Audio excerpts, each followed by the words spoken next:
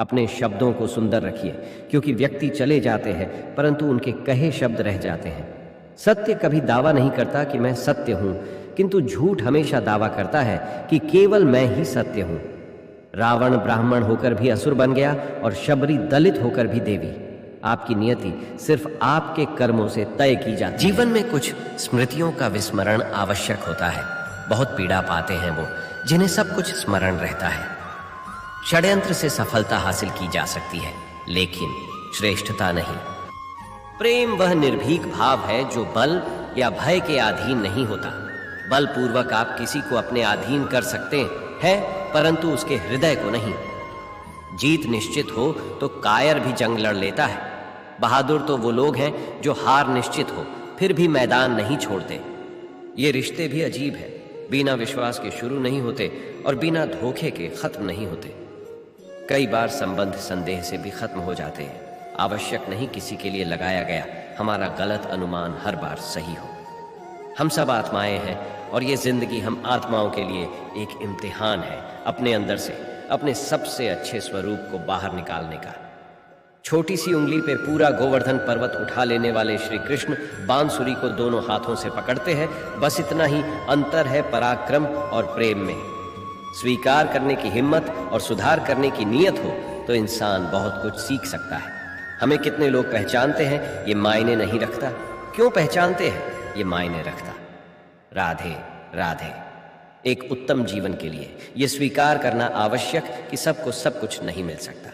खुद से बहस करोगे तो सारे सवाल सुलझ जाएंगे, अगर दूसरों से करोगे तो और नए सवाल खड़े हो जाएंगे। जब मनुष्य अपनी गलती का वकील और दूसरों की गलतियों का जज बन जाता है तो जीवन में फैसले नहीं फासले हो जाते हैं। मिटाने से मिटते नहीं ये भाग्य के लेख। कर्म अच्छे तू करता चल, फिर ईश्वर की महिमा देख।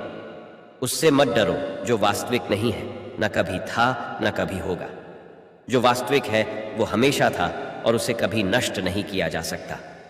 एक बार अर्जुन ने श्री कृष्ण से कहा, इस दीवार पर कुछ ऐसा लिखो कि खुशी में पढ़ूं तो दुख हो और दुख में पढ़ूं तो खुशी हो। प्रभु ने लिखा, ये वक्त गुजर जाएगा। जाति, पांति, कुल, धर्म, बड़ाई, धन, बल, कुटुंब, गुण और चरित्र, इन सब के होने पर भी भक्ति से रहित मनुष्य कैसा लगता है? जैसे जलहीन बादल शोभाहीन दिखाई पड़ता है। जो व्यक्ति किसी की नजर में बुरा नहीं है, समझ जाना वो चालाक है और वो किसी का सगा नहीं है। रावण ने कैलाश पर्वत उठा लिया था। वो केवल शिव की भक्ति के कारण बाकी अहंकार से तो अंगद का पांव भी नहीं उठा पाया था। जय श्री राम। वो देखता सब है, बस फैसले कुछ देर से करता है। तुम्हें तुम्हारे हक का एक दिन जरूर मिलेगा।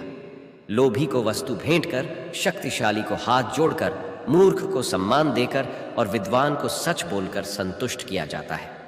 सुनी सुनाई बातों पर मुझे विश्वास नहीं, क्योंकि लोग आपको वो बातें नहीं बताते जिसमें वो खुद गद्दार थे। उत्तरदायित्व का मतलब है कि आप जीवन में जिस भी स्थिति में हो, अपनी सर्वोत्तम क्षमता से उस स्थिति का सामना करना। अपने पापों के फल से तो गंगा पुत्र भीष्म भी ना बच पाए और तुम सोचते हो कि केवल गंगा नहाने से तुम्हारे पाप धुल जाएंगे। वो माँ जो बालपन में आपके हर अनकहे भाव को समझ लेती है, प्रयास कीजिए जीवन में कभी भी उन्हें अपनी खुशियों के लिए आपके समक्ष याचना ना करनी पड़े। जिसे अकेले में रोकर चुप होना और अपना दर्द छुपाना आता है, वो इंसान आज दुनिया में सबसे ताकतवर है। परमात्मा केवल एक ही भाषा को समझता है, मौन। भोजन की कीमत भूख से होती है और प्रभु की कीमत दुख से होती है। अहंकार में डूबे इंसान को ना तो खुद की गलतियां दिखाई देती हैं और ना ही दूसरों की अच्छी बात है। कभी कभी किसी इंसान का मोह व्यक्ति को इस तरह से घेर लेता है कि उसे भ्रम स्वीकार होता है, परंतु रिश्ते के खत्म होने का सत्य नहीं। प्रकृति के प्रति जागृत होना सीखिए। अगर आप ये नहीं सीखते तो प्रकृति आपको बहुत क्रूरता से सिखाएगी। संबंधों की सिलाई अगर भावनाओं से हुई है तो टूटना मुश्किल है, और अगर स्वार्थ से हुई है तो टिकना मुश्किल है। जब भी विनाश होने का प्रारंभ होता है, शुरुआत वाणी के संयम खोने से होती है। अगर लोग तुम्हारी निंदा करते हैं तो उनका धन्यवाद करो, क्योंकि वही तो तुम्हें बार बार याद। किसी की याद अगर बार बार सताए तो समझ लेना कि उसके हृदय में भी तुम ही हो। जो रिश्ता हमें रुला दे उससे गहरा कोई और रिश्ता नहीं, और जो रिश्ता हमें रोते हुए छोड़ दे उससे कमजोर कोई और रिश्ता नहीं। एक सच्चे मित्र का साथ असमर्थताओं में भी संभावनाएं लेकर आता है। प्रशंसा हृदय से हस्तक्षेप मस्तिष्क से और प्रतिक्रिया विवेक से करने में ही समझदारी है, अन्यथा मौन ही सर्वोत्तम है। गीता में लिखा है, तुम इस संसार में किसे खोने से डर रहे हो, जबकि इस संसार में तुम्हारा कुछ है ही नहीं। जीवन बहुत छोटा है, इसे जियो। प्रेम दुर्लभ है, उसे पकड़ कर रखो। क्रोध बहुत खराब है, उसे दबा कर रखो। भय बहुत भयानक है, उसका सामना करो।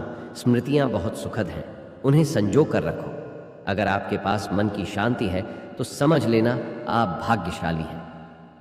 जब आप अकेले में भी मुस्कुराने लगे तो समझ लें कि आप वाकई बहुत खुश हैं। स्मृतियां अच्छी भी होती हैं और बुरी भी। ये आपके कर्मों पर निर्भर करता है कि आप किसी के हृदय पर किस तरह का प्रभाव छोड़ जाते हैं। दूसरों के बारे में जैसी आपकी सोच रहेगी वैसी ही सोच लोग आपके बारे रखेंगे। अर्थात तात्पर्य यह है कि जैसी सोच आप खुद के लिए चाहते हैं वैसी ही सोच दूसरों के बारे में रखें, जन्म और जाति से नहीं। तुलसी भरोसे राम के निर्भय होकर सोए, अनहोनी होनी नहीं, राम करे सो होए। श्री राम ने बहुत से बलिदान देकर प्रजा को संतुष्ट करना चाहा, लेकिन प्रजा संतुष्ट नहीं हुई। सीख, लोगों को खुश करने के लिए अपनों को दुहक मत दो। प्यार में ताकत है दुनिया को झुकाने की, वरना क्या आवश्यकता थी श्री राम को झूठे बैर खाने की। त्याग दी सब खुशियां, पिता का मान रखने के लिए राम जी ने बहुत कुछ खोया श्री राम बनने के लिए। दोस्तों, याद रखना, माँ तो 9 महीने बच्चे को पालती है, लेकिन बाप जिंदगी भर बच्चे को पालता है। माँ तो सिर्फ सोचती है आज मेरा बेटा कैसे खाना खाएगा, लेकिन बाप सोचता है मेरा बेटा जिंदगी भर कैसे खाना खाएगा। बाप की असली दौलत तो आप हो, कभी दिल मत दुखाना। शक्ति चाहिए तो ज्ञान हासिल करो, और सम्मान चाहिए तो चरित्र अच्छा करो।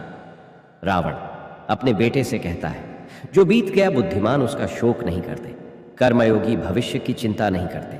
बुद्धिमान ये ध्यान देते हैं कि अभी क्या करना है, अर्थात जिन्हें अपनी मेहनत पर यकीन होता है वो भविष्य की चिंता नहीं करते और अभी क्या करना है उस पर ध्यान केंद्रित करते हैं। सीता हरण के बाद मंदोदरी ने रावण से पूछा कि आप चाहते तो राम का वेश बनाकर आसानी से सीता को ला सकते थे, पर आपने साधु का वेश ही क्यों लिया? रावण बोला, जब मैंने राम के वेश के बारे में सोचा तब हर स्त्री मुझे माँ जैसी दिखी, इसलिए मैंने वह रूप त्याग दिया। पर साधु के रूप में मैं समाज को यह दिखाना चाहता था कि जिस रूप पर आपका सर्वाधिक विश्वास है वह ऐसा भी हो सकता है। संसार में कोई भी मनुष्य सर्वगुण संपन्न नहीं होता, इसलिए कुछ कमियों को नजरअंदाज करके रिश्ते बनाए रखिए। लड़ाने और भड़काने वालों से संभल के रहे, उनका कुछ नहीं बिगड़ता, लेकिन लड़ने वालों का सर्वनाश हो जाता है। मेघनाथ की ये बात दिल छू को गई। जब माता ने मेघनाथ से कहा पुत्र भगवान की शरण में चले जाओ, तब मेघनाथ ने कहा पिता के लिए सब कुछ छोड़ना तो स्वयं श्री राम ने सिखाया है। महत्वपूर्ण यह नहीं कि रावण विद्वान था, महत्वपूर्ण यह है कि एक विद्वान भी रावण हो सकता है। आप कोई भी काम करें तो उसे कर्तव्य भाव से करें, प्रशंसा की अपेक्षा न रखें। प्रशंसा की इच्छा हमेशा काम से विचलित करती है। मुमकिन नहीं, हर वक्त मेहरबान रहे। जिदंगी कुछ लम्हे जीने का तजुर्बा भी सिखाते हैं। एक चीज जो रोज घट रही है वो है आयु, एक चीज जो रोज बढ़ रही है वो है तृष्णा, एक चीज जो सदा एक सी रहती है वो है विधि का विधान। विधाता की अदालत में वकालत बड़ी प्यारी है, खामोश रहिए, कर्म कीजिए, आपका मुकदमा जारी है। अपने कर्म पर विश्वास रखिए, राशियों पर नहीं। राशि तो राम और रावण की भी एक ही थी, लेकिन नियति ने उन्हें फल उनके कर्म अनुसार दिया। जिस नाम से पत्थर भी तैर जाते हैं, जिस नाम से पापी भी बैकुंठ को पा जाते हैं, यही है जीवन का आधार। प्रेम से बोलो जय श्री राम। पतिव्रता स्त्री के आंसू धरती पर बेकार नहीं गिरते, वे उनका विनाश करते हैं जिनके कारणवश वे आंखों से बाहर निकले हों। हाथ में तलवार है, वाणी की भी धार है, फिर भी रहते शांत हैं क्योंकि श्री राम के संस्कार हैं। ढूंढा तो राजा जनक ने भी अपनी पुत्री सीता के लिए राज परिवार ही था, पर सारी उम्र सुख न पाया। इसी कारण माँ बाप व्यर्थ चिंता में न पड़े। क्यों कि कर्म का लिखा नहीं मिटता। अपनों से जरा सावधान रहना, क्योंकि रावण राम से नहीं विभीषण की वजह से हारा था। किस मिट्टी के बने थे वो लोग जो अपनों की चिट्ठियों का महीनों इंतजार किया करते थे। आजकल तो कुछ दिन बात ना करो तो लोग रिश्ते ही बदल लेते। एक कबाड़ी वाला सीख दे गया, सारा सामान लिया, पर भगवान का तस्वीर छोड़ गया। पूछा, ये क्यों नहीं लिया? बहुत खूबसूरत जवाब। भगवान को बेचने की आपकी औकात होगी, पर मेरी खरीदने की औकात नहीं है। जय श्री राधे कृष्णा जी। धन्यवाद दोस्तों, आज के लिए बस इतना ही। मिलते हैं अगली वीडियो में, तब तक के लिए राधे कृष्णा। अगर आपको मेरी वीडियो अच्छी लगती है तो मेरे चैनल को लाइक करें, शेयर करें और सब्सक्राइब करना बिल्कुल ना भूलें।